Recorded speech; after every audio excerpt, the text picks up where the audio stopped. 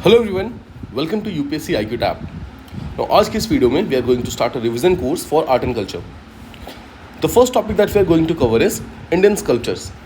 तो सबसे पहले हमें ये पता होना चाहिए कि स्कल्पचर्स क्या होते हैं।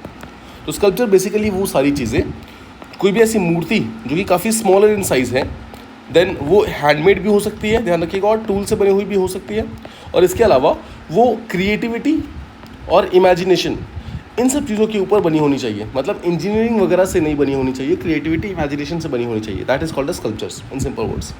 Now there is a concept of architecture versus sculpture. दोनों में क्या डिफरेंस होते हैं उसको हम देखते हैं। सबसे पहले तो अगर हम साइज़ की बात करें तो आर्किटेक्चर का जो साइज़ होगा वो बिग होगा, काफ़ी बड़ा साइज़ होगा। जैसे बड़े बड़े आप देखते हैं बिल्डिंग्स बनते हैं, बड़े बड़े मॉन्यूमेंट्स बनते हैं, वो सब आर्किटेक्चर का पार्ट होते हैं। बट जो छोटे छोटे फिगर्स बनते हैं, जैसे जो 3D फिगर्स बनते हैं, वो सब स्कल्पचर के पार्ट होते हैं। First thing. सेकेंड, अगर आप मटीरियल की बात करें तो आर्किटेक्चर को बनाने में बहुत सारे मटीरियल्स का इस्तेमाल होता है, यानी कि मिक्स ऑफ मटीरियल्स। स्कल्पचर्स को बनाने में नॉर्मली सिंगल मटेरियल का इस्तेमाल किया जाता है। ठीक, कभी कभी इसमें मल्टीपल मटेरियल्स को भी इस्तेमाल कर सकते हैं, बट लार्जली सिंगल मटेरियल का ही इस्तेमाल किया जाता है। तो मेन प्रिंसिपल की बात करें किस तरीके से इसको बनाया जाता है, तो आर्किटेक्चर को बनाने के लिए आपको इंजीनियरिंग टेक्नोलॉजीज़ का इस्तेमाल करना पड़ता है, बट स्कल्पचर्स को बनाने के लिए आपको हमेशा क्रिएटिविटी, इमेजिनेशन, इन सब चीज़ों का इस्तेमाल करना पड़ता है। ठीक है, so I hope you are done with the differences between architecture and sculpture. Let's move on to the next part, जहां हम डिस्कस करने वाले हैं द स्कल्पचर्स ऑफ IVC, यानी कि इंडस वैली सिविलाइजेशन के स्कल्पचर्स में क्या क्या चीज़ें देखने वाली हैं हमारे एग्जामिनेशन पॉइंट ऑफ व्यू से, उसको हम यहाँ पर रिवाइज कर लेते हैं। सबसे पहले देखो, अगर हम बात करें स्टोन के स्कल्पचर्स की, तो स्टोन के स्कल्पचर्स कहाँ कहाँ पाए गए थे। तो सबसे पहले ध्यान रखिएगा, जो हमारे इंडियन सिविलाइजेशन है उसमें सबसे पुराना जो स्कल्पचर पाया गया है वो बेसिकली स्टोन स्कल्पचर था, जो कि IVC में पाया जाता था। मतलब IVC का जो स्टोन स्कल्पचर है वो सबसे पुराने स्कल्पचर्स में से एक है। नाउ IVC में कौन कौन से चीज़ों से स्कल्पचर्स बनते थे, तो सबसे पहले चीज़ तो ऑब्वियसली स्टोन से बनते थे। सेकंड, जैसा आप जानते हैं IVC को ब्रॉन्ज एज भी बोला जाता है, तो इसलिए इसको ब्रॉन्ज के जो स्कल्पचर्स है वो भी यहाँ पर मिलते थे। इसके अलावा जो क्ले था, यानी कि मिट्टी होती है, गीली मिट्टी, उससे बनाए जाते थे। एंड फोर्थ, जो टेराकोटा होते हैं, टेराकोटा का मतलब क्या होता है, फायर्ड क्ले का सीधा सा मतलब ये है, जिस क्ले को आप आग में भट्टी में भगा करके पका देते हो उसे टेराकोटा बोला जाता है। तो इन चार चीज़ों से यहाँ पर IVC के अंदर बेसिकली जो स्कल्पचर्स है वो बनते थे, स्टोन से, ब्रॉन्ज से, क्ले से और टेराकोटा से। ये ध्यान रखने वाली बात है। अगर इंपॉर्टेंट जो स्कल्पचर्स थे उनकी बात करें तो सबसे पहला इंपॉर्टेंट जो है वो है मेल टॉर्सो। एक मेल टॉर्सो मिला है, यानी कि एक ऐसा बॉडी मिली है जिसका सिर नहीं है, हाथ नहीं है, सिर्फ बॉडी पार्ट है। ठीक है, ऐसा ये बॉडी पार्ट कहाँ से मिला है, हड़प्पा से मिला है। हड़प्पा से मिला, और किस चीज़ का बना हुआ है, ध्यान रखिएगा, ये रेड सैंडस्टोन का बना हुआ है। रेड सैंडस्टोन का बना हुआ है। ये दो चीज़ ध्यान रखने वाली है, मेल टॉर्सो हड़प्पा से मिला है और रेड सैंडस्टोन का ये बना हुआ है। सेकंड, अगर एग्जांपल देखें हम, तो एक बियर्डेड प्रीस्ट मिला है, बियर्डेड प्रीस्ट। बियर्डेड प्रीस्ट की सबसे खास बात यह है कि वो स्टेटाइट का बना हुआ है। स्टेटाइट एक टाइप का सॉफ्ट स्टोन होता है। स्टेटाइट क्या होता है, सॉफ्ट स्टोन होता है। ठीक है, और ये कहाँ पर पाया गया है, it has been found in Mohenjodaro. ठीक है, सो आई होप ये दो चीज़ें सबसे पहले तो क्लियर है कि मेल टॉर्सो मिला है हड़प्पा से, रेड सैंडस्टोन का बना हुआ है, और जो बियर्डेड प्रीस्ट है वो मोहनजोदारो में मिला है, जो कि स्टेटाइट नाम के एक स्टोन का बना हुआ है। सो ये हमने देखा स्टोन से बने हुए स्कल्पचर्स जो कि IVC में हमें मिले हैं। अब हम देखते हैं सेकंड, हम देखते हैं ब्रॉन्ज के बने हुए। सो ब्रॉन्ज से बने हुए क्या क्या चीज़ें हमें मिली है IVC के अंदर, उसको सबसे पहले समझते हैं। Before that you must understand कि ब्रॉन्ज से जो भी स्कल्पचर्स बनाए जाते थे, उसको बनाने के लिए जिस टेक्निक का इस्तेमाल करते थे, उस टेक्निक को बोलते थे लॉस्ट वैक्स टेक्निक बोलते थे, और इसी को सिरे पर्ड्यू बोला जाता था। सिरे पर्ड्यू, ध्यान रखिएगा, दिस इज़ वेरी इंपॉर्टेंट। ठीक है, सिरे पर्ड्यू जो वर्ड है वो काफ़ी इंपॉर्टेंट है, ये पूछा जा सकता है। नेक्स्ट, कुछ एग्जांपल्स देखते हैं। जैसे पहला मिला था ब्रॉन्ज की डांसिंग गर्ल। इसके बारे में आप सबने सुना होगा, आपने पढ़ा भी होगा। ब्रॉन्ज डांसिंग गर्ल कहाँ से मिली है, मोहनजोदारो से मिली है। ठीक है, सो मोहनजोदारो में एक ब्रॉन्ज से बनी हुई एक डांसिंग गर्ल की फ़ोटो है।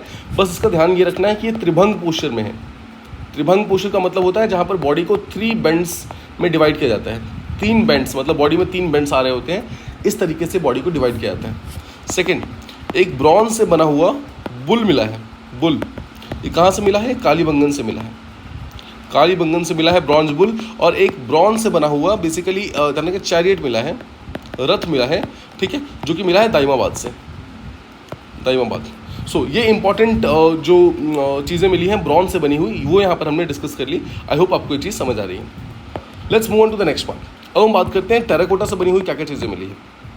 टेराकोटा, जैसे मैंने आपको बताया, टेराकोटा का मतलब क्या होता है, फायर्ड क्ले।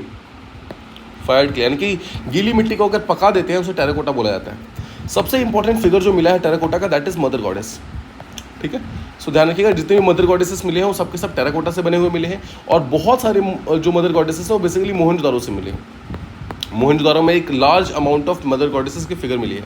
नाउ यहाँ पर हमने देखा था कि ब्रॉन्ज से जो चीज़ें बनती है उसको बनाने के लिए टेक्निक का इस्तेमाल किया जाता है, उसे कहते हैं लॉस्ट फ्लेक्स टेक्निक या फिर सिरेपर्डियो। सिमिलरली टेराकोटा से किस चीज़ को बनाना है, उसको बनाने के लिए जिस मेथड का इस्तेमाल करते हैं उसे कहते हैं पिंचिंग मेथड।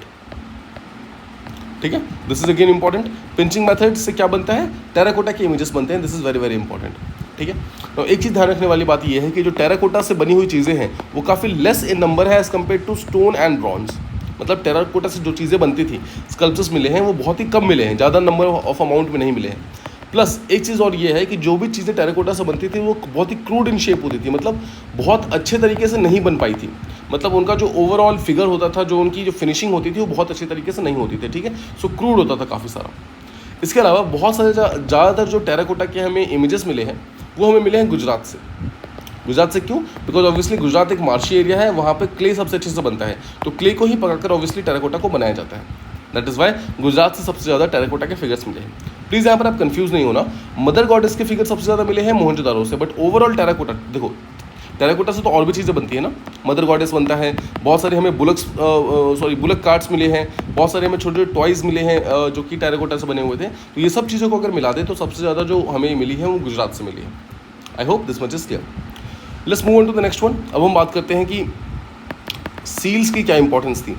सील्स, तो देखो सबसे पहले समझो सील्स किस चीज़ की बनती थी, वहाँ पर स्टेटाइट की बनती थी सबसे ज़्यादा। बट ऐसा नहीं था कि सिर्फ स्टेटाइट की बनती थी, और भी बहुत सारे जो मेटल्स वगैरह थे उनकी सील्स बनती थी, जैसे कि शर्ट हो गया, अगेट हो गया, राइट। इस तरीके से अलग अलग जो मेटल्स थे या फिर जो अलग अलग बेसिकली टाइप के जेम्स वगैरह प्रेजेंट थे उन सब की यहाँ पर बनती थी स्टेटाइट। लेकिन ध्यान रखने वाली बात है कि सबसे ज़्यादा जो स्टेटाइट मिला, सबसे ज़्यादा सील्स मिले हैं वो यहाँ पर स्टेटाइट के मिले हैं। ठीक है, I hope this is clear. इसके अलावा एक चीज़ यहाँ पर ध्यान रखिएगा कि कुछ हमें गोल्ड की सील्स भी मिली है, गोल्ड की सील्स, और कुछ हमें आइवरी की सील्स भी मिली है। सो गोल्ड यानी कि और आइवरी मतलब हाथी के दांत, इन सब के सील्स बने हुए भी मिले हैं हमें यहाँ पर। ठीक है, सील्स बहुत सारे डिफरेंट साइजेस के होते थे, बहुत सारे शेप्स के होते थे, बट जो सबसे मोस्ट कॉमन है वो है स्क्वायर शेप। ठीक है, ध्यान रखना है, सबसे कॉमन जो शेप है दैट इज स्क्वायर शेप। और इसके अलावा जो सील्स होते थे उनके ऊपर नॉर्मली कुछ लैंग्वेजेस में लिखा होता था, जिस लैंग्वेज को हम बोलते हैं पिक्टोग्राफिक स्क्रिप्ट।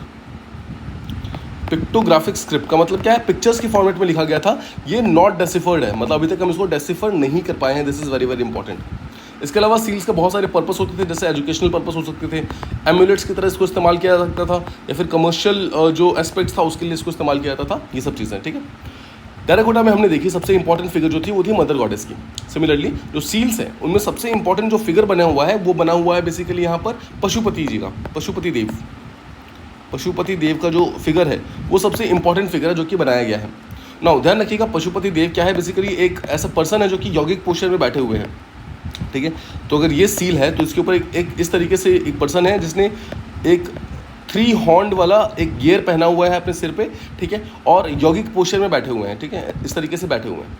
ऑलराइट, ध्यान रखने वाली बात यह है कि इस पर्टिकुलर जो ये इमेज है, इनके आसपास में टोटल 4 एनिमल्स मिलते हैं। 4 एनिमल्स कौन कौन से, ये इंपॉर्टेंट है, उसको याद करने के लिए आप याद करो BETR, यानी कि बेटर। जो बेटर एनिमल्स होंगे सिर्फ वही मिलते हैं यहाँ पर पशुपति देव के आसपास में।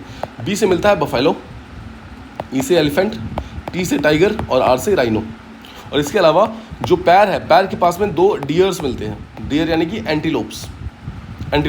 तो ये टोटल 5 एनिमल्स है जो कि यहाँ पर मिले हैं, बफेलो, एलिफेंट, टाइगर, राइनो, और इसके अलावा डियर या फिर एंटीलोप, दोनों में से कोई एक मिलता था यहाँ पर। ठीक है, टोटल 5 एनिमल्स मिलते थे यहाँ पर। now पशुपति देव वंस अगेन सबसे ज़्यादा कहाँ पर मिले हैं, मोहनजोदारो में मिले हैं। आप याद रखिएगा, मदर गॉडेस भी सबसे ज़्यादा मोहनजोदारो में मिले हैं, और पशुपति देव जो है वो भी सबसे ज़्यादा मोहनजोदारो में मिले हैं।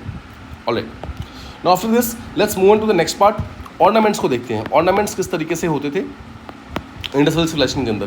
फर्स्ट थिंग्स फर्स्ट, क्या ऑर्नामेंट्स प्रेजेंट थे? The answer is yes. Ornaments कौन पहनता था? तो ध्यान रखिएगा, बोथ मैन एंड वुमेन दोनों ही ऑर्नामेंट्स को पहना करते थे। ये काफ़ी ज़्यादा इंपॉर्टेंट है। नाउ ऑर्नामेंट्स को बनाने के लिए एक इंपॉर्टेंट एस्पेक्ट था, दैट वाज बीड्स। बीड्स का मतलब होता है मोती।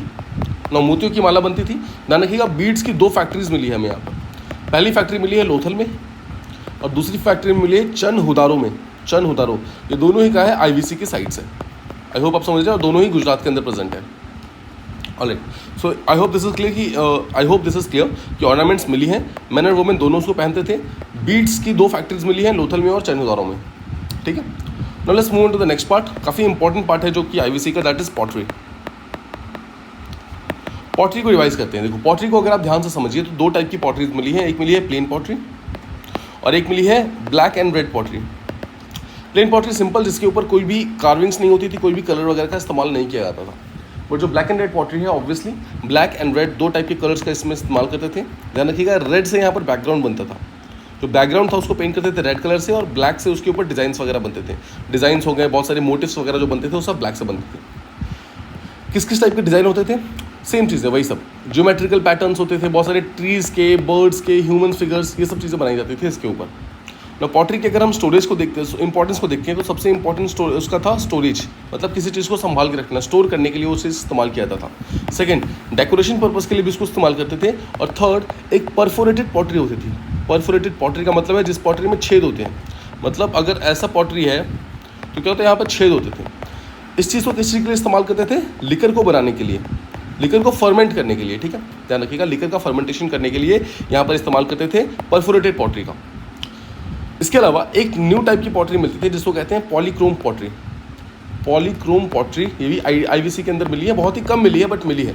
पॉलीक्रोम का मतलब होता है, पॉली का मतलब होता है मल्टीपल, और क्रोम का मतलब होता है कलर, मतलब रेड एंड ब्लैक के अलावा भी कुछ ऐसी पॉटरीज मिली हैं जिसमें मल्टीपल कलर्स प्रेजेंट हैं।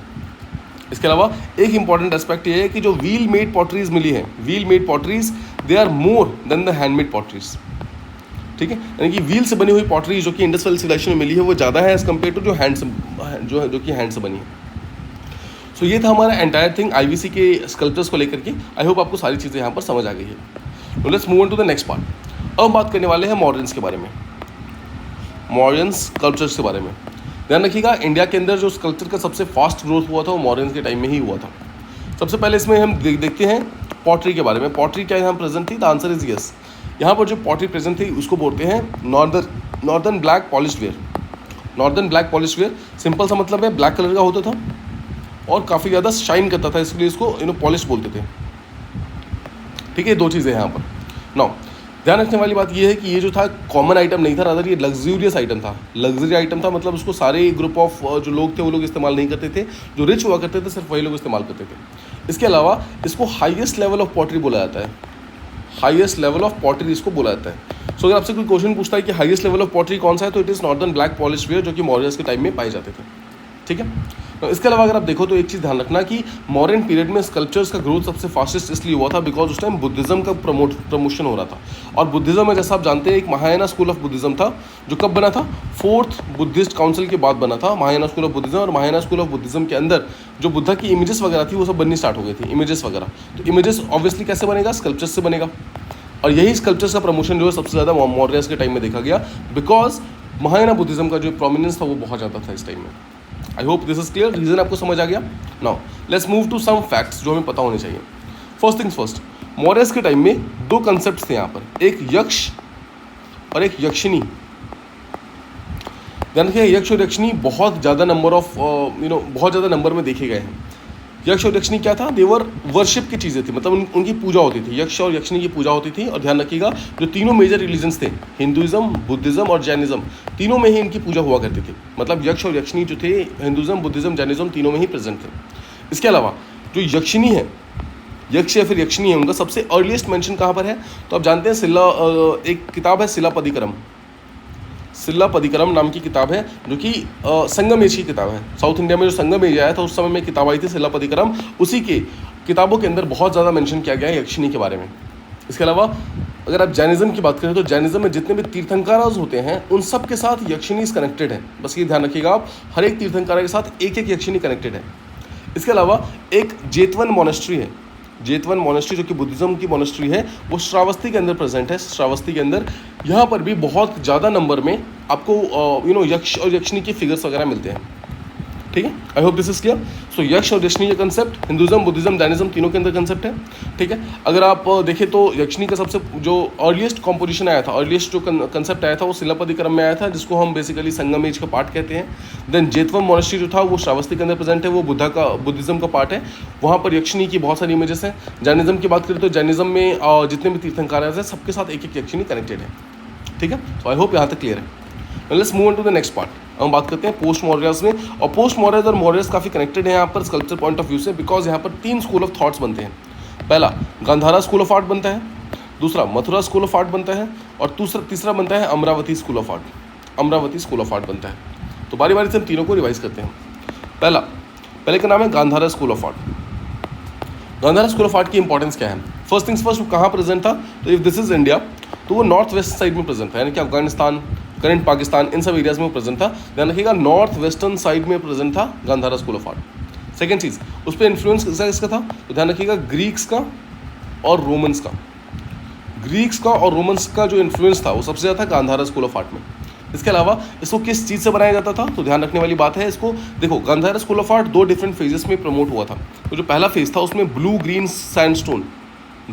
सैंडस्टोन इस चीज़ से इसकी मूर्तियाँ बनती थी। और सेकेंड फेज जब बाद में आया तो उस टाइम मड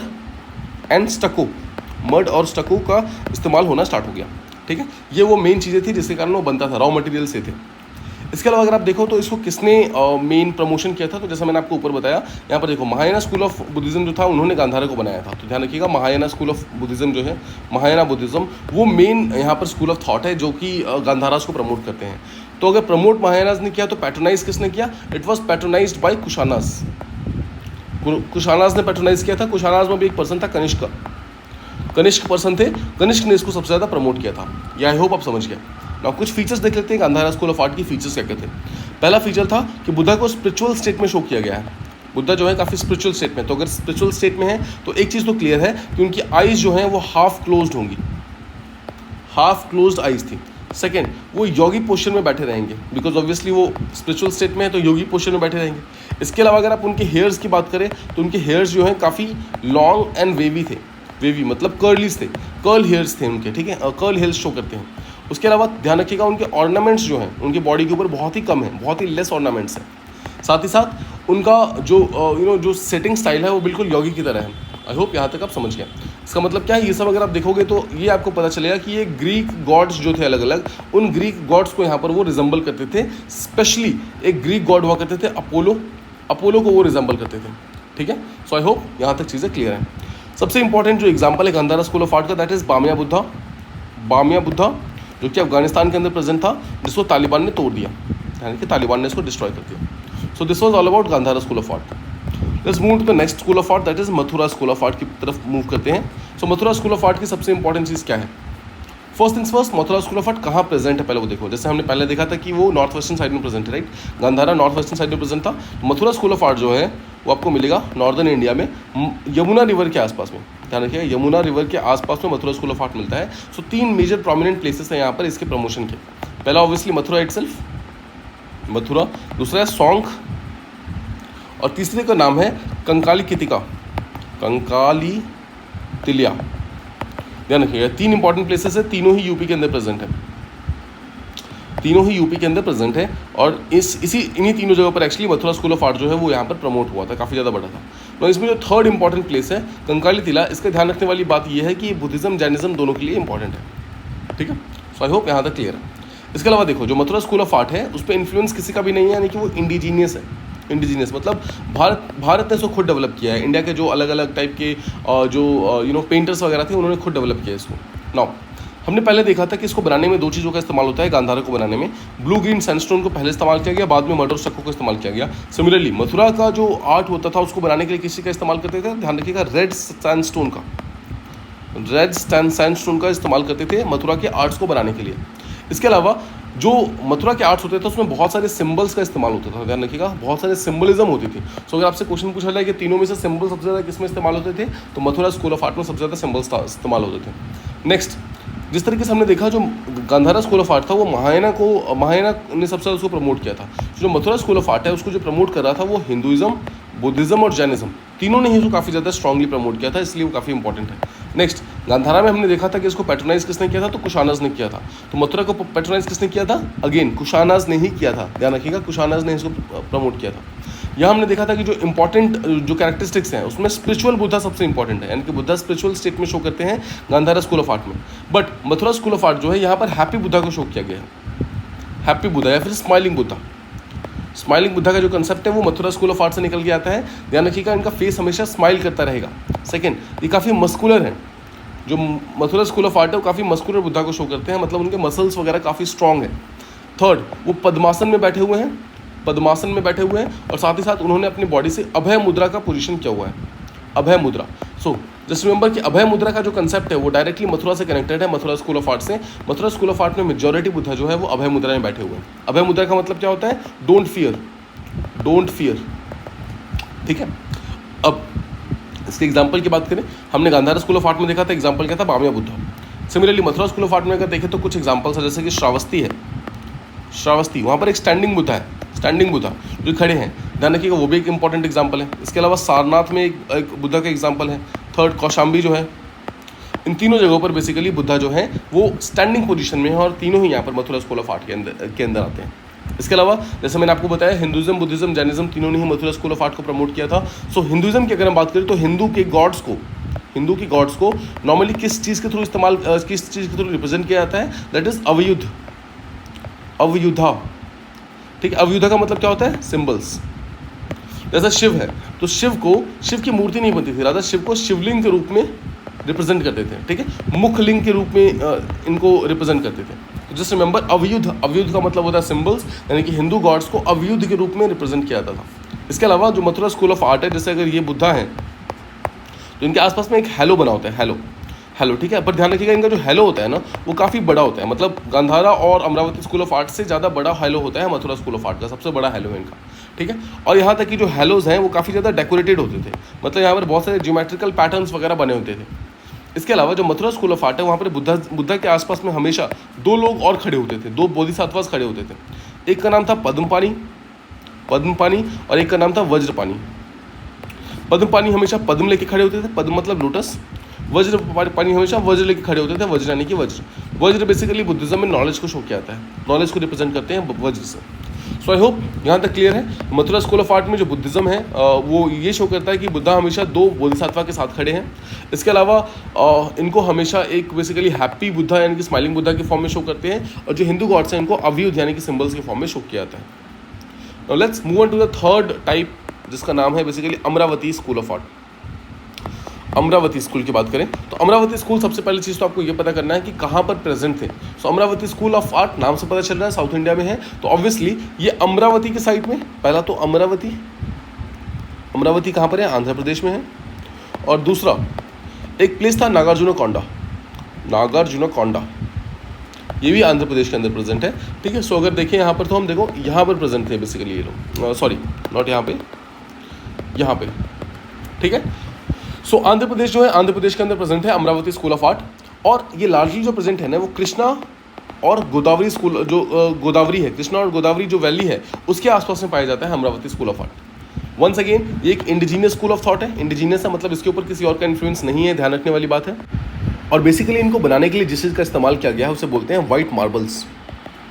तो यहाँ पर रिवाइज करो, जो बेसिकली गांधारास थे उनको बनाने के लिए दो चीज़ों का इस्तेमाल करते थे। अर्लियर टाइम्स में वो लोग इस्तेमाल करते थे किसका, ब्लू ग्रीन सैंडस्टोन का, राइट, ब्लू ग्रीन सैंडस्टोन। और लेटर टाइम्स में क्या करते थे, मड एंड स्टको। जो basically Mathura school of art थे वो यूज़ करते हैं रेड सैंडस्टोन, और जो अमरावती स्कूल ऑफ आर्ट है वो क्या इस्तेमाल करते हैं, वाइट मार्बल्स, ठीक है। सो आई होप यहाँ तक क्लियर है। अब हमने देखा था गांधारा स्कूल ऑफ आर्ट किसको पैट्रोनाइज करता है, महायाना बुद्धिज्म को। मथुरा स्कूल ऑफ आर्ट किसको करता है, हिंदुज्म, बुद्धिज्म और जैनिज्म तीनों को। अब बात आती है अमरावती स्कूल ऑफ आर्ट को। ध्यान रखना, अमरावती स्कूल ऑफ आर्ट सिर्फ और सिर्फ बुद्धिज्म को प्रमोट करता है, ओनली बुद्धिज्म को। नेक्स्ट अगर हम पैट्रोनाइज की बात करें तो गांधारास को किसने पैट्रोनाइज किया था, कुशानाज ने। मथुरा को किसने प्रमोट किया था, कुशानाज ने। और अमरावती को कौन प्रमोट करेगा, ध्यान रखिएगा, सतवाहनास। सो सतवाहनास ने प्रमोट किया था यहाँ पे अमरावती स्कूल ऑफ आर्ट को, ठीक है। ओके, जो गांधारा स्कूल ऑफ आर्ट था हमने उसमें क्या देखा था, जो बुद्धा है स्पिरिचुअल स्टेट के अंदर प्रेजेंट है, दैट इज वाई उनके आईज हाफ क्लोज होते हैं, हमेशा यौगिक पोस्चर के अंदर होते हैं, ये सब चीज़ें। मथुरा स्कूल ऑफ आर्ट में हमने देखा वो हमेशा हैप्पी बुद्धा को शो करते हैं, हैप्पी बुद्धा पद्मासन में बैठे हुए हैं, ठीक है, इस तरीके से। अब जो अमरावती स्कूल ऑफ आर्ट है वो क्या शो करता है, वो बेसिकली ध्यान रखिएगा सिंगल बुद्धा को शो नहीं करता है, वो लार्जली नैरेटिव आर्ट्स को शो करता है। नैरेटिव आर्ट का मतलब क्या है, जहाँ पर एक कहानियाँ शो की है पूरी, मतलब एक ही पर्टिकुलर इमेज के अंदर बहुत सारी डिफरेंट चीज़ें हो रही हैं, मतलब एक पूरा का पूरा सीन वो लोग क्रिएट करते हैं अमरावती स्कूल ऑफ आर्ट में। जैसे आपने जातक स्टोरीज के बारे में सुना होगा, जातक स्टोरीज, तो जातक स्टोरीज है वो basically Amaravati school of art का पार्ट है डायरेक्टली, जिसको सतवाहना ने सबसे ज़्यादा बनवाया था।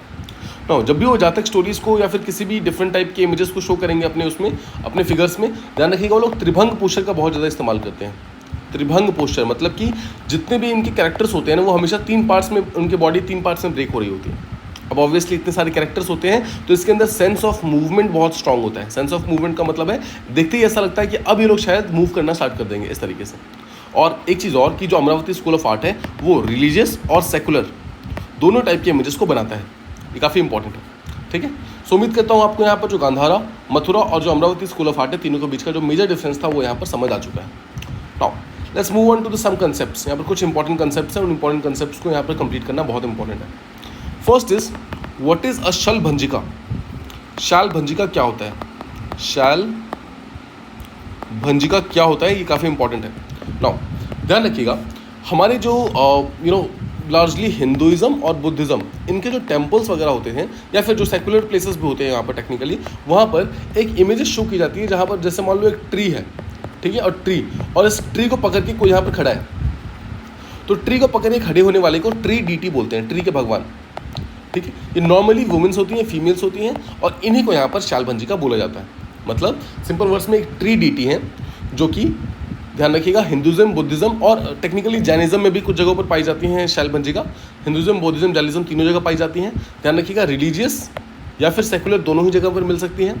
और होती क्या है, ट्री को पकड़ के खड़ी होती है। तो अगर आप देखोगे, जैसे अगर आप लेट्स से कि किसी टेम्पल में गए, ठीक है, और टेम्पल में अगर आप देखोगे ये एंट्रेंस है, तो एंट्रेंस में आप देखोगे यहाँ पर ना इस तरीके से होती है, एक इमेज बनी होती है, तो ट्री को पकड़ के इस तरफ खड़ी है, राइट, उनका फेस इस तरफ होता है, उन्हीं को यहाँ पर शाल भंजिका बोला जाता है। सिंपल वर्ड्स में आपको ध्यान रखना है शाल भंजिका कहाँ पे प्रेजेंट है। तो शाल भंजिका देखो बुद्धिज़्म, हिंदुइज्म, जैनिज्म तीनों जगह प्रेजेंट है, बट इंपॉर्टेंट आपको प्लेसेस पता होनी चाहिए। सबसे पहली चीज़ तो बुद्धिज़्म की अगर हम बात करें तो सांची स्तूपा, सांची स्तूपा जो है जो कि एमपी के अंदर प्रेजेंट है, वहाँ पर सबसे पहले तो ये इस टाइप की शाल भंजिकाज मिलती हैं। सेकेंड एक बरहूत स्तूपा है, बरहूत स्तूपा जो कि एमपी के अंदर ही प्रेजेंट है, यहाँ पर भी शाल भंजिका आपको काफ़ी ज़्यादा लार्ज अमाउंट में मिल जाती है।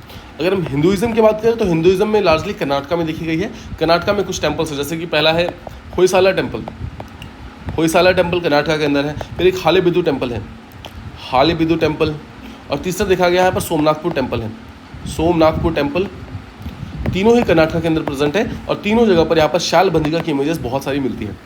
सो आई होप आप यहाँ पर समझ गए शाल भंजिका का मेन मतलब क्या है। नाउ सेकंड कंसेप्ट यहाँ पर इससे रिलेटेड कंसेप्ट ये है गजलक्ष्मी का, गजलक्ष्मी। तो गजलक्ष्मी क्या है, इसको समझते हैं। गज का मतलब होता है elephant, elephant Lakshmi. Elephant Lakshmi का सीधा सा मतलब क्या है, सिंपल वर्ड्स में देखें तो ये एक हिंदू गॉडेस है। लक्ष्मी आप जानते हैं, लक्ष्मी मानता है हिंदू गॉडेस है जो कि प्रोस्पेरिटी को शो करती है, प्रोस्पेरिटी को, ठीक है, मतलब धन धान्य को शो करती है। नाउ कहाँ पर गजलक्ष्मी की इंपॉर्टेंट इमेजेस मिली है हमें, तो सबसे इंपॉर्टेंट चीज़ ध्यान रखना है आपको, जो ये बरहूत स्तूपा है, बरहूत स्तूपा में ही इसकी इमेजेस भी मिली है हमें। बरहूत स्तूपा जो है जो कि एमपी के अंदर प्रेजेंट है, वहीं पर गजलक्ष्मी मिली है और पहले हमने देखा था शाल भंजिका भी मिली थी। इसके अलावा सांची स्तूपा हमने ऑलरेडी डिस्कस कर लिया, सांची स्तूपा यहाँ पर एमपी के अंदर प्रेजेंट है। सांची स्तूपा के अंदर ही गजलक्ष्मी की भी मिली है और जो शाल भंजिका थी उसकी भी मिली है, दोनों की इमेजेस मिली है। और थर्ड सबसे इंपॉर्टेंट है Kalinga temple. Kalinga temple obviously कहाँ पर प्रेजेंट है, उड़ीसा के अंदर प्रेजेंट है, ठीक है। और कलिंगा टेम्पल के अंदर भी बहुत सारी गजलक्ष्मी की यहाँ पर इमेजेस है, स्कल्पचर्स जो है हमें देखने को मिली है। So that was all about modern art, और जो पोस्ट मॉडर्न आर्ट था उसके बारे में हमने यहाँ पर कवर कर लिया। सो शाल भंजिका और गजलक्ष्मी जो है दो इंपॉर्टेंट कंसेप्ट है, इसको आपको हमेशा ध्यान रखना है। Let's move to the next one. अब हम बात करते हैं गुप्ताज एंड पोस्ट गुप्ताज की। वहाँ पर किस किस टाइप के स्कल्पचर्स यहाँ पर हमें देखने को मिले हैं उसको समझते हैं। फर्स्ट थिंग्स फर्स्ट, कुछ इंपॉर्टेंट स्तूपाज हैं गुप्ताज में, आपको पता होना चाहिए। पहला का नाम है देवनी मोरे स्तूपा, देवनी मोर स्तूपा, ये गुजरात के अंदर प्रेजेंट है, ये पता होना चाहिए। और सेकेंड यहाँ पर अखनूर है, अखनूर टेम्पल है, वो कश्मीर के अंदर प्रेजेंट है। कश्मीर के अंदर। ये दो चीज़ आपको हमेशा ध्यान रखनी है, दो चीज़ें काफ़ी इंपॉर्टेंट है गुप्ता पॉइंट ऑफ व्यू से। देवनी मौर्य स्तूपा गुजरात के अंदर प्रेजेंट है और अखनूर जो है वो कश्मीर के अंदर प्रेजेंट है। Alright, now let's move. Gupta के अंदर किसके किसके स्कल्पचर को शो किया गया है, तो ये इंपॉर्टेंट है, आपको पता होना चाहिए कि इसके अंदर हिंदुइज्म, बुद्धिज्म और जैनिज्म तीनों के स्कल्पचर को शो किया गया है गुप्तास के अंदर। ठीक है, तीनों के स्कल्पचर को काफ़ी अच्छी तरीके से बनाया गया है। इसके अलावा अगर आप हिंदुइज्म में जितने भी गॉड्स एंड गॉडेसेस की इमेजेस आज देखते हैं, वो सारी की सारी इमेजेस जो है वो गुप्ता के पीरियड में बनाई गई हैं। लार्जली वो इमेजेस की स्टार्टिंग जो हुई थी वो गुप्ता के पीरियड में हुई थी, और तब से ही वो जो गुप्ता के तब से ही वो जो इमेजेस हैं भगवान की इमेजेस वो फॉलो होते चले आ रहे हैं। नाउ गुप्तास के टाइम में सबसे इंपॉर्टेंट सेंटर ऑफ आर्ट कौन सा था, मतलब कौन सा एक इंपॉर्टेंट प्लेस था जहाँ से सबसे ज़्यादा आर्ट एंड कल्चर प्रमोट होता था, दैट वाज, ध्यान रखिएगा, मथुरा। सो गुप्तास के टाइम में मथुरा जो था एक बहुत ही important place of art and culture था। इसके अलावा एक चीज़ और ध्यान रखने वाली बात यह है कि गुप्तास के अंदर एक न्यू आर्ट फॉर्म हुआ था, उसको कहते हैं Sarnath school of art. Sarnath school of sculpture, इतना याद कीजिए, सारनाथ। सो अगर आपसे क्वेश्चन पूछा था सारनाथ स्कूल ऑफ स्कल्पचर कब और किसके अंदर प्रमोट हुआ था, सो इट वाज प्रमोटेड अंदर गुप्तास के अंदर उसको प्रमोट किया गया था। ऑलराइट, अगर हम सारनाथ स्कूल ऑफ आर्ट की बात करते हैं तो उसमें कुछ इंपॉर्टेंट चीज़ें क्या क्या है। सारनाथ स्कूल में सबसे पहले तो आपको देखा जाएगा क्रीम कलर का सैंडस्टोन इस्तेमाल किया जाता है।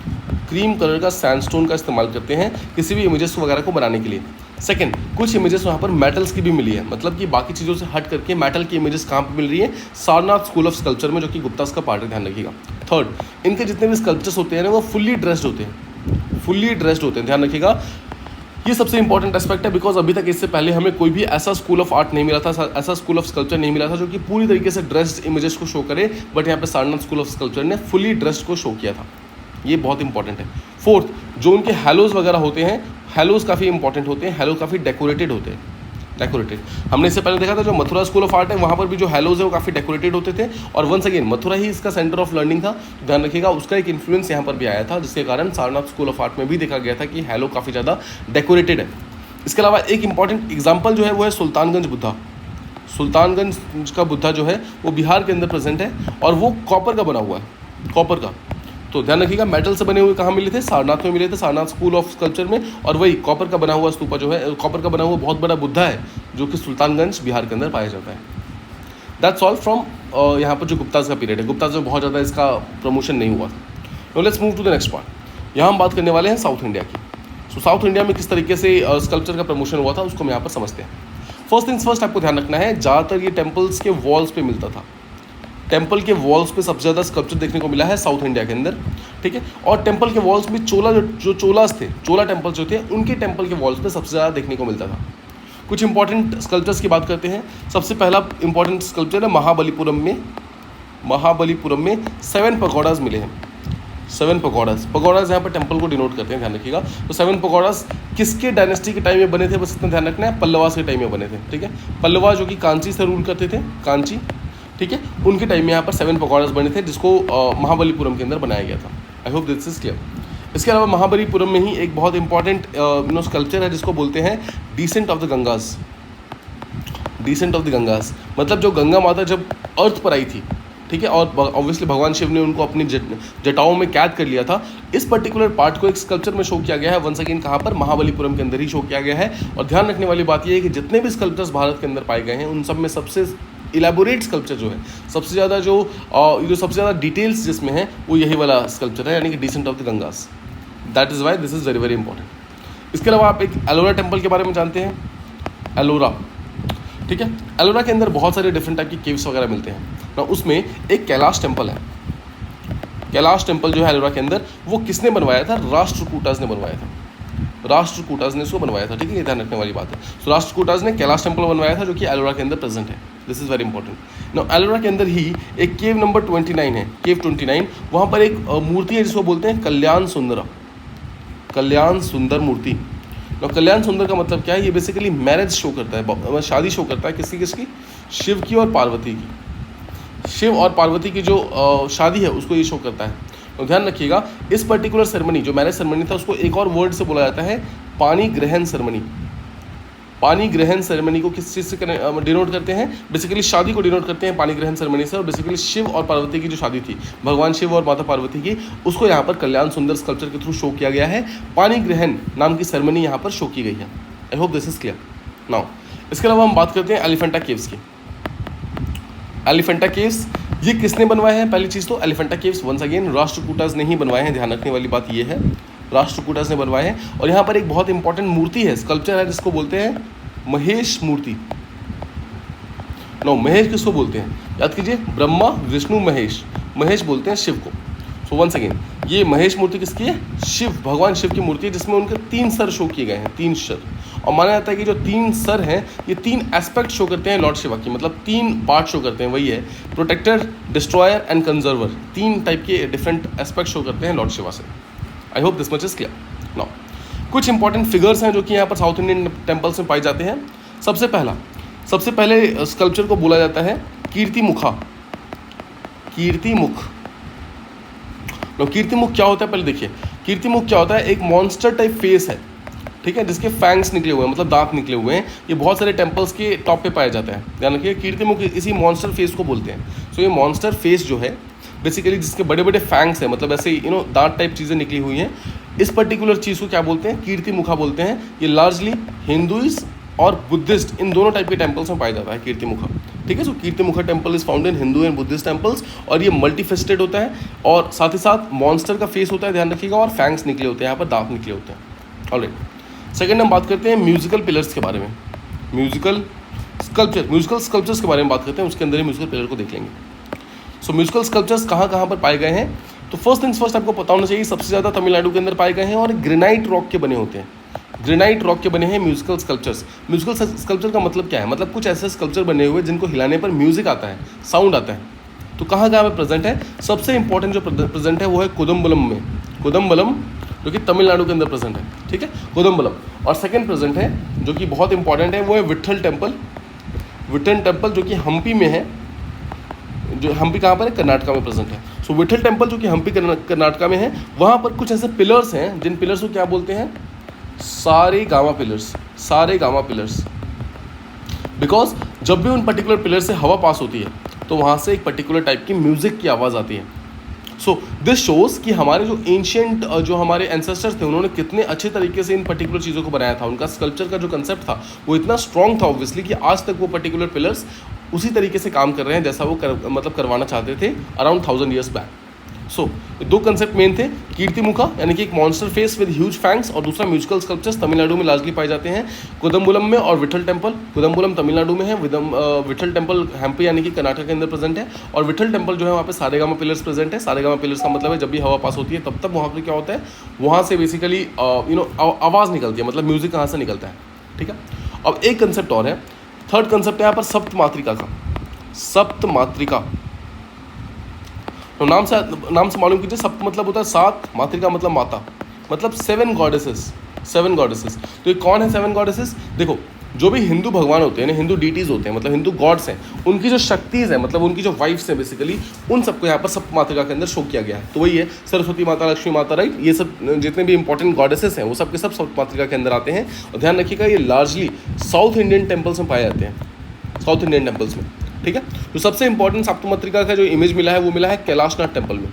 कैलाशनाथ टेम्पल जो कहाँ प्रेजेंट है? कांचीपुरम में प्रेजेंट है। सो उम्मीद करता हूँ आपको यहाँ तक सारी चीज़ें प्रॉपर्ली समझ आ गई हैं। ना कुछ इंपॉर्टेंट एग्जाम्पल्स को हम यहाँ पर और देखते हैं जो कि एग्जामिनेशन के अंदर पूछा जा सकता है। पहला है, एक है बृहदेश्वर टेम्पल। बृहदेश्वर टेम्पल जो कहाँ प्रेजेंट है? तमिलनाडु में प्रेजेंट है। तमिलनाडु में एक प्लेस है थंजावुर, वहीं पर ये बृहदेश्वर टेम्पल प्रेजेंट है। इसकी इंपॉर्टेंस क्या है? इंपॉर्टेंस इसकी ये है कि इसके अंदर एक बहुत ही फेमस स्टैचू है जिसे बोलते हैं नटराज स्टैचू, ठीक है, ध्यान रखिएगा। सो भारत का जो नटराज स्टैचू है कहाँ प्रेजेंट है? बृहदेश्वर टेम्पल जो कि थंजावुर तमिलनाडु के अंदर प्रेजेंट है, वहीं प्रेजेंट है। तो ये जो नटराज स्टैचू है बनवाया किसने था? ये बनवाया था चोलास ने। चोला के एक राजा हुआ करते थे, राजा वन, इन्होंने इस पर्टिकुलर स्कल्पचर को बनवाया था, ठीक है, ये ध्यान रखिएगा। नाउ जो सबसे अर्लीस्ट नोन नटराज स्कल्पचर है, ये तो हमने देखा सबसे इंपॉर्टेंट कौन सा है, तो ये बृहदेश्वर टेम्पल तमिलनाडु में जो कि नटराज स्टैचू को रखता है और चोलास ने बनवाया था राजा वन में, ये तो सबसे इंपॉर्टेंट हो गया। हम देखते हैं सबसे अर्लीस्ट कौन सा है। अर्लीस्ट नटराज का स्कल्पचर हमें कहाँ से मिला है? तो हमें मिला है एक रावणपिंडी केव है, रावणपिंडी केव। ये कहाँ प्रेजेंट है? ये प्रेजेंट है ऐहोल में। ऐहोल कहाँ है? कर्नाटका में, ठीक है, ध्यान रखिएगा। सो रावणपिंडी केव जो है जो कि ऐहोल कर्नाटक के अंदर प्रेजेंट है, यहीं पर सबसे पुराना नटराज का स्टैचू बनाया था। नटराज के स्टैचू का सबसे इंपॉर्टेंट चीज़ ध्यान रखिएगा, नटराज के स्टैचू को जो सबसे पुराना स्टैचू था बनवाया किसने था, वो बनवाया था चालुक्यज ने, एंड दैट टू अर्ली चालुक्यज ने, ठीक है, अर्ली चालुक्यज ने इसको बनवाया था। बट ऑब्वियसली नटराज जो है वो पीक पर कहाँ पहुँचता है, चोलास के अंदर, मतलब स्टार्ट किया था इसको चालुक्यज ने बट पीक पे पहुँचा चोलास के अंदर, that is why it is very very important. So यहाँ पर हमने देखा बृहदेश्वर टेम्पल के बारे में। नेक्स्ट हम देखते हैं उड़ीसा के बारे में। उड़ीसा में यहाँ पर कुछ इंपॉर्टेंट टेम्पल्स है, जैसे कि टेम्पल्स में कुछ इंपॉर्टेंट स्कल्पचर्स होते हैं। तो एक इंपॉर्टेंट स्कल्पचर जो है उसको बोलते हैं नायिका, ठीक है, मतलब होता है ना नायक और नायिका, तो वो ये नायिका है, मतलब फीमेल्स हैं ये, जिनको बहुत सारे स्कल्पचर्स में शो किया गया है। नायिका की कुछ इंपॉर्टेंट चीज़ है। पहली चीज़ तो इनको बहुत ही सिडक्टिव मूड में दिखाया गया है, सिडक्टिव स्माइल के साथ में, ठीक है, पहली चीज़ तो बहुत सारे टेम्पल्स में ऐसा दिखाया गया है। सेकेंड, इनकी जो हेयर्स होती हैं, हेयर्स में ज्वेलरी बहुत ज़्यादा है, मतलब फुल ऑफ ज्वेलरी प्रेजेंट है यहाँ पर। सेकेंड चीज़, ठीक है, इसी को यहाँ पर नायिका बोले जाते हैं, यानी कि सिडक्टिव होती हैं और बहुत सारी ज्वेलरीज पहन के रहती हैं, और ये इनका जो स्कल्पचर्स है बहुत सारे डिफरेंट टेम्पल्स में बना हुआ है, इसी को यहाँ पर नायिका बोला जाता है। नाउ इसके अलावा यहाँ पर एक कौन से टेम्पल में सबसे ज़्यादा प्रेजेंट है, यहाँ पर एक उड़ीसा में एक बहुत ही फेमस टेम्पल है Konark temple. Konark temple present है उड़ीसा के अंदर, ठीक है। किसने बनवाया था, तो ध्यान रखिएगा, गंगा डायनेस्टी में एक पर्सन हुआ करते थे नरसिम्हावर्मन, इट वॉज मतलब नरसिम्हावर्मन देव बोलते थे उनको, वर्मन वन, जिन्होंने इस कोणार्क टेम्पल को बनवाया था। ध्यान रखिएगा, कोणार्क टेम्पल एक सन टेम्पल है जिसको कोणार्क के अंदर बनवाया गया था, और भी बहुत सारे सन टेम्पल्स प्रेजेंट है भारत के अंदर। ध्यान रखने वाली बात ये एकमात्र सन टेम्पल नहीं है, ठीक है। सन टेम्पल है मतलब भगवान सन यानी कि सूर्य भगवान को ये डिनोटेड होता है, जहाँ पर होता क्या है, एक बहुत बड़ा स्टोन का चैरियट बनाया जाता है, मतलब दो ऐसे बड़े बड़े पहिए होते हैं, ठीक है। यहाँ पर बहुत सारी कार्विंग वगैरह की जाती है, और यहाँ पर एक इंपॉर्टेंट रथ बनाया जाता है, ठीक है। So this is called a stone chariot. Stone का बहुत बड़ा रथ बनाया गया है इस सन टेम्पल्स में, जितने भी सन टेम्पल प्रेजेंट है हर एक जगह पर बहुत बड़े बड़े व्हील्स वगैरह यहाँ पे प्रेजेंट है, ठीक है। सो उम्मीद करता हूँ आपको उड़ीसा के बारे में पता चल गया। उड़ीसा में एक नायिका नाम की स्कल्पचर है जो कि बहुत ही सिडक्टिव है, और हेयर्स ज्वेलरी से भरी हुई हैं। ये दो टाइप के मूड्स इनके शो किए गए हैं इनके स्कल्पचर्स के अंदर। इसके अलावा एक कोणार्क टेम्पल है जहाँ पर बहुत सारे नायिकास की इमेजेस यहाँ पर प्रेजेंट है। कोणार्क टेम्पल कहाँ प्रेजेंट है, उड़ीसा के अंदर प्रेजेंट है। इसको गंगा डायनेस्टी में एक नरसिम्हावर्मन नाम के एक राजा थे, उन्होंने इसको बनवाया था। सन और भगवान सूर्य जो है उनको इन्होंने डिनोट किया है बेसिकली, ठीक है। और यहाँ पर बहुत बड़े बड़े रथ बनाए गए हैं स्टोन से। इसके अलावा एक और इंपॉर्टेंट बात करते हैं, पोस्ट गुप्ताज में एक होयसालास थे, होयसाला आर्किटेक्चर। सो होयसालास की सबसे इंपॉर्टेंट चीज़ ये है, सबसे इंपॉर्टेंट जो स्कल्पचर है वो ये है कि जो भगवान कृष्ण गोवर्धन को उठा रहे हैं। भगवान कृष्ण जो गोवर्धन को उठाया था वो कहाँ पे प्रेजेंट है, एक होयसालेश्वर टेम्पल है, होयसालेश्वर टेम्पल कहाँ प्रेजेंट है, कर्नाटका में प्रेजेंट है, ठीक है। तो ध्यान रखिएगा, होयसालेश्वर टेम्पल कर्नाटका में प्रेजेंट है, वहीं पर इस पर्टिकुलर इमेज को शो किया गया है जहाँ पर कृष्ण भगवान गोवर्धन पर्वत को उठा रहे हैं। ये इसकी सबसे इंपॉर्टेंट चीज़ है। इसके अलावा एक विजयनगर एम्पायर था। विजयनगर एम्पायर में यहाँ पर एक इंपॉर्टेंट राजा थे कृष्णदेव राय की सबसे इंपॉर्टेंट चीज़ यहाँ पर ये थी, आपको ध्यान रखना है कि उन्होंने एक टेम्पल बनवाया था जिसका नाम था बालाकृष्ण टेम्पल। सो बालाकृष्ण टेम्पल किसने बनवाया था, बस ये इंपॉर्टेंट है, कृष्णदेव राय ने। और ये कहाँ पर है, ये हम्पी के अंदर प्रेजेंट है, हम्पी कर्नाटका में प्रेजेंट है। तो ध्यान रखिएगा, जो विजयनगर एम्पायर थे, कृष्णदेव राय थे, उन्होंने सबसे ज़्यादा जो चीज़ें बनवाई थी वो हम्पी के अंदर ही बनवाई थी। नाउ जो हम साउथ इंडियन टेम्पल की बात कर रहे थे थोड़ी देर पहले, उसकी कुछ इंपॉर्टेंट चीज़ें हैं आपको ध्यान रखनी है। पहली चीज़ तो बहुत ज़्यादा वहाँ पर इस्तेमाल होता है एनिमल्स और बर्ड्स का काफ़ी ज़्यादा इस्तेमाल किया जाता है उनके स्कल्पचर्स के अंदर। इसके अलावा एक इंपॉर्टेंट टर्म है याली। सो याली क्या होता है, ध्यान रखिएगा, यूपीएससी पूछ सकता है। याली का बेसिकली मतलब होता है, ये एक माइथोलॉजिकल कैरेक्टर है, माइथोलॉजिकल एनिमल है बेसिकली ये, जिसमें एक जानवर है जिसका बॉडी का जो आगे वाला पार्ट है वो लॉयन का है, ठीक है, और जो पीछे वाला पार्ट है वो एलिफेंट का है। यहाँ तक कि जो आगे वाले पार्ट में जो मुंह है वहाँ पे दो दांत निकले हुए हैं एलिफेंट की तरह, ठीक है। तो याली क्या है, एक माइथोलॉजिकल एनिमल है जिसमें हेड और बॉडी जो है, आगे वाला पार्ट वो लॉयन का है और जो पीछे वाला पार्ट है वो एलिफेंट का है, और जो साथ ही दांत निकले हुए हैं वो भी एलिफेंट की तरह बाहर निकले हुए हैं। ये बहुत सारे साउथ इंडियन टेम्पल्स में मिलता है, तो याली इसी को बोलते हैं। आई होप आप समझ गए याली का मतलब क्या है। याली एक बहुत ही इंपॉर्टेंट कंसेप्ट है साउथ इंडियन टेम्पल्स के लिए, so that is why it has to be done. Alright, अब हम चोला का जो स्कल्पचर था, चोलास का स्कल्पचर, उसमें दो इंपॉर्टेंट चीज़ें थी, इसके बारे में हम समझते हैं। सबसे पहली चीज़, यहाँ पर एक इंपॉर्टेंट स्कल्पचर मिलता है, बहुत सारे स्कल्पचर मिले हैं यहाँ पर इसके, उसका नाम है सेम्बिया महादेवी स्कल्पचर। सेम्बिया महादेवी स्कल्पचर। तो सेम्बिया महादेवी कौन थी, ध्यान रखिएगा, ये चोला की क्वीन हुआ करती थी। जो कि 10th सेंचुरी एडी में पाई जाती थी। चोला की एक बहुत इंपॉर्टेंट क्वीन थी, इन्होंने बहुत सारे टेम्पल्स बनवाए हैं ना। इन्होंने जो टेम्पल बनवाए हैं उसका नाम देखो, कुत्रालाम टेम्पल, ठीक है। एक बनाया है इन्होंने विरुद्धचलम टेम्पल, और तीसरा इन्होंने बनाया है अदुथुरई टेम्पल। ये इंपॉर्टेंट है कि जो संबिया महादेवी हैं इन्होंने 3 टेम्पल्स बनवाए हैं, इंपॉर्टेंट टेम्पल्स। उनका नाम है, ठीक है, दूसरे का नाम है विरुद्धचलम टेम्पल और तीसरे का नाम है अदुथुरई टेम्पल। ये तीनों टेम्पल्स प्रेजेंट है, बेसिकली चोलास ने बनवाया है। संबिया महादेवी नाम की एक क्वीन थी जो कि 10th सेंचुरी एडी में थी, उन्होंने ये सब बनवाया है। और एक और स्कल्पचर जो पाया जाता है वो है कल्याण सुंदर स्कल्पचर, जिसके बारे में मैंने आपको ऑलरेडी बता दिया है। कल्याण सुंदर स्कल्पचर, ध्यान रखिएगा, ये भी चोलास का स्कल्पचर है। कल्याण सुंदर का मतलब क्या होता है, marriage of Shiva and Parvati, ठीक है। और इसके अंदर जिस सेरेमनी को इस्तेमाल शो किया गया है उस सेरेमनी का नाम क्या है, पानी ग्रहण सेरेमनी, ठीक है। सो उम्मीद करता हूँ आपको यहाँ तक सारी चीज़ें समझ आ गई हैं, कुछ भी चीज़ छूटी नहीं है। तो यहाँ पर हमने जितने भी इंपॉर्टेंट स्कल्पचर्स थे वो सारी के सारी कवर कर लिए हैं एंटायर एंशिएंट इंडिया के, मतलब एंशिएंट और मेडिवल इंडिया के जितने भी स्कल्पचर्स थे, right from the Indus valley civilisation till the last Chola empire, हमने सारा कुछ कवर कर लिया है। Now talking about sculptures we have to talk about Buddhism a bit. Buddhism के अंदर कुछ स्कल्पचर्स की इंपॉर्टेंट महत्व है, उसके बारे में हम थोड़ा सा डिस्कस कर लेते हैं। तो बुद्धिज्म में क्या होता है, बहुत सारे अलग अलग मुद्रास होते हैं। मुद्रास, तो कौन कौन सा मुद्रा है और किस चीज़ से रिलेटेड है वो चीज़ हमें मालूम होना चाहिए। फर्स्ट थिंग, सबसे इंपॉर्टेंट मुद्रा जो है उसका नाम है भूमि स्पर्श मुद्रा।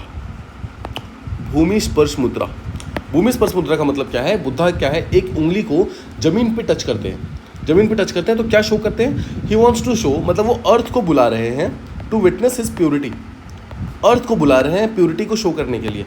ये कब की बात है, भूमि स्पर्श मुद्रा उन्होंने कब किया था, तो ही डिड इट जब उनको एनलाइटनमेंट मिलने वाला था, ठीक है। एनलाइटनमेंट जस्ट मिलने ही वाला था, मतलब भूमि स्पर्श मुद्रा यानी कि अर्थ को साक्षी मानकर उन्होंने अपनी एनलाइटनमेंट को कंप्लीट किया था, बस इतना ध्यान रखिए। सो भूमि स्पर्श मुद्रा का मतलब क्या है, मैं धरती को साक्षी मान करके अपने आप को एनलाइटनमेंट की तरफ लेके जा रहा हूँ, सिंपल, भूमि स्पर्श मुद्रा, ठीक है। सेकंड मूव करते हैं हम, सेकंड का नाम है ध्यान मुद्रा का मतलब क्या है, ध्यान मुद्रा का सीधा सा मतलब है अटेनमेंट ऑफ स्पिरिचुअल परफेक्शन, मतलब स्पिरिचुअल परफेक्शन जो है वो यहाँ पर शो होता है। स्पिरिचुअल परफेक्शन मतलब बुद्धिज्म के अंदर स्पिरिचुअल परफेक्शन की एक अलग ही इंपॉर्टेंस है, और वो ध्यान मुद्रा के थ्रू शो की जाती है। मतलब ये शो करते हैं कि बुद्धा जब पूरी तरीके से ध्यान में चले गए थे, जब उन्होंने स्पिरिचुअल परफेक्शन पा लिया था, तो ये उस समय का है। तो क्या हम कह सकते हैं, जब उन्होंने फाइनल मेडिटेशन किया था, फाइनल मेडिटेशन मतलब लास्ट टाइम जो मेडिटेशन किया था बिफोर गेटिंग एनलाइटनमेंट, उस समय का जो मुद्रा है उसको हम यहाँ पर ध्यान मुद्रा कहते हैं। थर्ड होता है वितर्क मुद्रा। सो आपने एक वर्ड सुना होगा, तर्क वितर्क मुद्रा, राइट। सो ये वितर्क मुद्रा वही है। तर्क वितर्क का मतलब क्या होता है, जब कोई डिस्कशंस कर रहा हूँ, तो यहाँ पर वंस अगेन वही है, वितर्क मुद्रा जो है वो टीचिंग्स एंड डिस्कशंस को शो करता है, टीचिंग एंड डिस्कशन, ठीक है। Let's move ahead. फोर्थ है अभय मुद्रा क्या है, अभय का मतलब होता है फियरलेसनेस। सो अ प्लस भय, मतलब जिसको भय नहीं लगता। सो अभय मुद्रा का सीधा सा मतलब क्या है, फियरलेसनेस। और ये कब आया था, जब उनको एनलाइटनमेंट मिल गया था, जस्ट उसके बाद, मतलब एनलाइटनमेंट मिलने के बाद उनको हर एक फियर हट गया था, मतलब सारे फियर्स हट गए थे, तो उन्होंने अभय मुद्रा किया था, अब अभय मुद्रा का पोस्चर किया था। और फिफ्थ की बात करें तो एक है धर्म चक्र मुद्रा नाम से पता चल रहा है ये कब हुआ था, जब वो अपना पहला सरमन दे रहे थे, उसी को हम धर्म चक्र परिवर्तन भी कहते हैं। और ध्यान रखिएगा इसका मतलब क्या है, turning the wheel of law, ठीक है, धर्म चक्र मुद्रा। Let's move ahead. नेक्स्ट है अंजलि मुद्रा क्या है, आज जो आप नमस्ते करते हैं ना, ये जो नमस्ते का जो पोज होता है, ठीक है, इस नमस्ते के पोज को अंजलि मुद्रा कहा जाता है। ध्यान रखने वाली बात है, ये क्या शो करता है, शोज ग्रीटिंग एंड डिवोशन, मतलब या तो आप किसी को जब ग्रीट करते हैं, किसी को अभिवादन करते हैं, तब इस पोस्चर का इस्तेमाल करते हैं, या फिर जब आप डिवोशन यानी कि भगवान के सामने होते हैं तब इस पोस्चर का इस्तेमाल करते हैं। यानी कि ग्रीटिंग्स एंड डिवोशन में अंजलि मुद्रा का इस्तेमाल किया जाता है, जिसको हम नमस्ते कहते हैं आज, ठीक है। अब ध्यान रखिएगा, बुद्धिज्म में इस पर्टिकुलर पोज को यूज़ करना मना है, मतलब बुद्धा में जो ट्रू बुद्धा हैं, जो असली बुद्धा हैं, उनके सामने आप इस पर्टिकुलर पोज को नहीं कर सकते, सिंपल वर्ड्स में। सेकंड, जब भी किसी बुद्धा के स्टैचू के सामने जाते हैं तब भी आप अंजलि मुद्रा को नहीं कर सकते, नहीं शो कर सकते। तो फिर अंजलि मुद्रा को इस्तेमाल कहाँ करना है, बोधिसत्वास के सामने आप कर सकते हैं। जो बोधिसत्वास है बुद्धिज्म में, उनके सामने इस्तेमाल कर सकते हैं, बट जो ट्रू बुद्धा है उनके सामने इस्तेमाल नहीं कर सकते। नेक्स्ट चलते हैं। नेक्स्ट एक और मुद्रा का नाम है, उसका नाम है उत्तर बोधि मुद्रा। सो उत्तर बोधि का मतलब होता है बुद्धि, उत्तर का मतलब होता है टॉप क्लास, मतलब जब बुद्धि जो है वो बहुत ज़्यादा आगे बढ़ जाती है, इसका मतलब है सुप्रीम एनलाइटनमेंट, सुप्रीम एनलाइटनमेंट को शो किया जाता है, ये परफेक्शन को शो करता है, ध्यान रखिएगा, परफेक्शन। यहीं पर लास्ट ईयर यूपीएससी ने एक क्वेश्चन पूछा था परमितास के बारे में, परमितास। परमितास वो रास्ते होते हैं जिस रास्तों पर चलकर आप परफेक्शन तक पहुंचते हो, और जब परफेक्शन तक पहुंचते हो तो उसके बाद आप उत्तरबोधि मुद्रा करते हो। ये बुद्धा का सिंपल सा कंसेप्ट है कि परमितास को यूज़ करो परफेक्शन तक पहुंचने के लिए, और उसके बाद उत्तरबोधि मुद्रा को इस्तेमाल करो उस चीज़ को सिंबलाइज करने के लिए, ठीक है। नेक्स्ट बात करते हैं वरद मुद्रा। वरद मुद्रा क्या है? तो देखो, वरद मुद्रा से याद कर लो वरदान। तो जब आप किसी को आशीर्वाद देते हैं तो किस तरीके से हाथ खुलता है ना, जब कोई आशीर्वाद देते हैं तो हाथ खुलता है, तो इस तरीके से जो हाथ खुलता है उसे कहते हैं वरद मुद्रा। वरद मुद्रा किस चीज़ के लिए होता है? Obviously granting wishes, wish grant करते हैं बुद्धास। इसके अलावा क्लैरिटी शो करते हैं, चैरिटी शो करते हैं, कंपैशन शो करते हैं, ये सब चीज़ें होती हैं, इसे वरद मुद्रा कहते हैं। देखो ध्यान रखना, अंजलि मुद्रा मतलब नमस्ते, और वरद मुद्रा मतलब वरदान देना, मतलब किसी को आशीर्वाद देना, वो वाला मुद्रा, ठीक है। नेक्स्ट बात करते हैं कर्ण मुद्रा की। कर्ण मुद्रा ध्यान रखना, कर्ण को यहाँ पर नेगेटिव एनर्जी के साथ शो किया गया है, तो यहाँ पर सिंपल है वार्डिंग ऑफ इविल, मतलब इविल को भगाना। इविल को भगाने के लिए जिस मुद्रा का इस्तेमाल किया जाता है बुद्धा के द्वारा, दैट इज कॉल्ड एज कर्ण मुद्रा। तो इसमें क्या होता है, जो डीमंस वगैरह हैं, जो नेगेटिव एनर्जीज वगैरह हैं, उन सबको भगाते हैं बुद्धा कर्ण मुद्रा के थ्रू। और फाइनली एक मुद्रा है, इसे कहते हैं वज्र मुद्रा। वज्र मुद्रा सबसे इंपॉर्टेंट है, मैंने आपको पहले बताया था, वज्र का मतलब बुद्धिज्म में नॉलेज होता है। ध्यान रखिएगा, वज्र मुद्रा यहाँ पर नॉलेज को सिग्निफाई करता है, और ये इंडिया में बहुत ही कम पाया जाता है। अदर्स कोरिया और जापान जैसे एरियाज जो हैं वहाँ पर इस पर्टिकुलर मुद्रा का ज़्यादा इस्तेमाल किया जाता है। एक बार फिर से बुद्धिज्म के मुद्रास को, इंपॉर्टेंट मुद्रास को देख लेते हैं। पहला है भूमि स्पर्श मुद्रा। वो क्या है? अर्थ की तरफ उंगली का इशारा करते हैं बुद्धा और बताते हैं कि मारा मुझे डिस्टर्ब कर रहा है, यानी कि वो एनलाइटनमेंट से जस्ट पहले वाला मुद्रा है। सेकंड, ध्यान मुद्रा क्या है? स्पिरिचुअल परफेक्शन को शो करते हैं। जब उन्होंने फाइनल मेडिटेशन किया था उस समय जो उनका मुद्रा था उसे ध्यान मुद्रा कहा जाता है। थर्ड जो यहाँ पर सबसे इंपॉर्टेंट मुद्रा है वो यह है वितर्क मुद्रा, जो कि डिस्कशन को शो करता है, तर्क वितर्क से आपको याद रखना है। फोर्थ है अभय मुद्रा। अभय मुद्रा यानी कि फियरलेसनेस, मैं किसी से डरता नहीं हूँ, ये चीज़ शो करते हैं। नेक्स्ट धर्म चक्र मुद्रा। धर्म चक्र मुद्रा का बात करें तो फर्स्ट सर्मन जब उन्होंने दिया था उस समय उन्होंने इस पर्टिकुलर मुद्रा का इस्तेमाल किया था, turning the wheel of law. Next Anjali मुद्रा, नमस्ते का पोज है, बेसिकली ग्रीटिंग डिवोशन को शो करते हैं ये, ठीक है। बुद्धा के सामने इसको करना मना है, बोधिसत्व के सामने कर सकते हैं। नेक्स्ट उत्तरबोधि मुद्रा। उत्तरबोधि मुद्रा की बात करें तो सबसे इंपॉर्टेंट चीज़ यहाँ पर यह है कि सुप्रीम एनलाइटनमेंट को शो करता है, यानी कि परफेक्ट नॉलेज को शो करता है, और परमितास और जो उत्तरबोधि मुद्रा है वो डायरेक्टली कनेक्टेड होते हैं। नेक्स्ट वरद मुद्रा। वरद मुद्रा यानी कि वरदान वर्ड से ध्यान रखना है, ये बेसिकली विशेष वगैरह ग्रांट करते समय इस मुद्रा का इस्तेमाल करते हैं, चैरिटी कंपैशन इस समय में। नाइस 9 में है कर्ण मुद्रा। कर्ण मुद्रा का मतलब क्या है? ईविल्स को भगाना, डीमंस को भगाना, नेगेटिव एनर्जी को भगाना, उन सब के लिए कर्ण मुद्रा का इस्तेमाल करते हैं। और फाइनली वज्र मुद्रा है। वज्र मुद्रा में नॉलेज को इंडिकेट किया जाता है। सो ये बुद्धिज्म के जो टॉप 10 सबसे इंपॉर्टेंट मुद्रास थे उसको हमने यहाँ पर पूरी तरीके से क्लियर कर लिया। ऑलराइट, एक इंपॉर्टेंट कंसेप्ट लास्ट में रह गया स्कल्पचर्स में, वो है स्टैच्यूज। भारत में मॉडर्न इंडिया में कौन कौन से स्टैच्यूज पाए जाते हैं, ये क्वेश्चन पूछा जा सकता है। पहला है स्टैचू ऑफ यूनिटी। इसके बारे में आपने डेफिनेटली सुना होगा, सरदार पटेल के ऊपर ही स्टैचू बनाई गई है, मतलब सरदार पटेल की स्टैचू है, यानी कि ये वर्ल्ड की टॉलेस्ट स्टैचू है, मतलब सबसे ऊंची स्टैचू है ये चीज़, ठीक है। कहाँ पर है? ये केवादिया नाम के प्लेस में।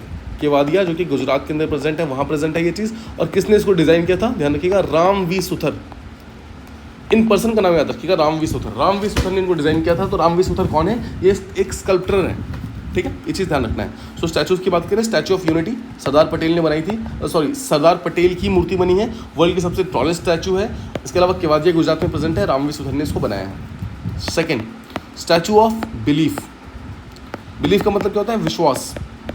सो ये विश्वास स्वरूपम इसको बोलते हैं, विश्वास स्वरूपम। नाउ विश्वास स्वरूपम कैसे याद करना है?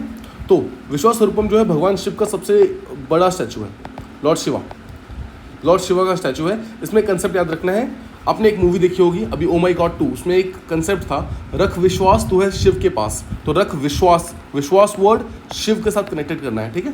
तो रख विश्वास तू है शिव का दास या फिर शिव के पास, दोनों में आपका कनेक्शन क्रिएट हो जाएगा विश्वास स्वरूपम से, ठीक है। तो ये भगवान शिव की सबसे बड़ी स्टैचू है।